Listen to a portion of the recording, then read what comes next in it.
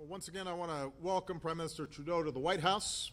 We just completed a very productive meeting, although I regret to inform you that we still have not reached agreement on hockey. But it is not interfering with the rest of our bilateral relationship.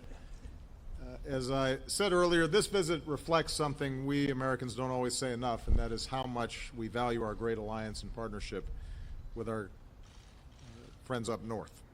We're woven together so deeply as societies, as economies, that it's sometimes easy to forget how truly remarkable our relationship is.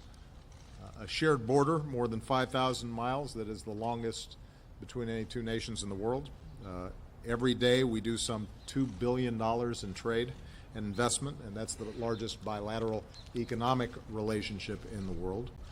Every day more than 400,000 Americans and Canadians cross the border. Workers, business people, students, tourists, neighbors. And of course, every time we have a presidential election, our friends to the north have to brace for an exodus of Americans who swear they'll move to Canada if the guy from the other party wins. But typically it turns out fine.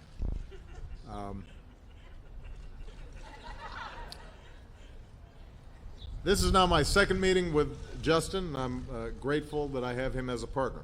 We've got a common outlook on what our nations can achieve together. He campaigned on a message of hope and of change.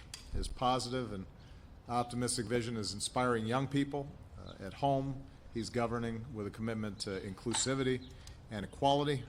On the world stage, his country is leading on climate change and cares deeply about development. So from my perspective, what's not to like? Of course, no two nations agree on everything.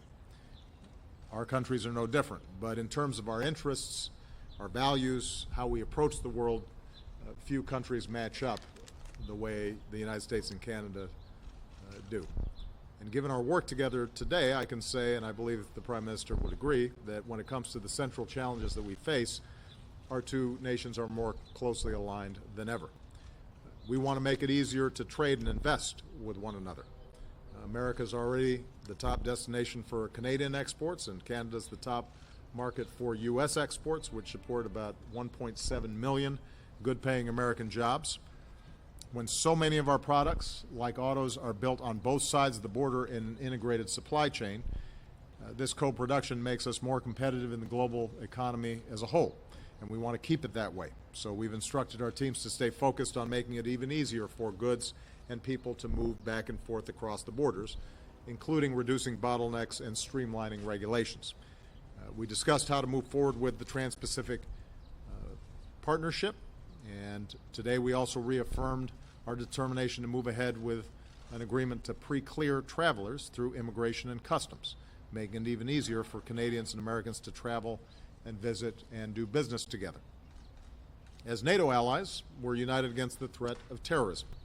Canada is an extraordinarily valued member of the global coalition fighting ISIL, tripling its personnel to help train and advise forces in Iraq, stepping up its intelligence efforts in the region, and providing critical humanitarian support.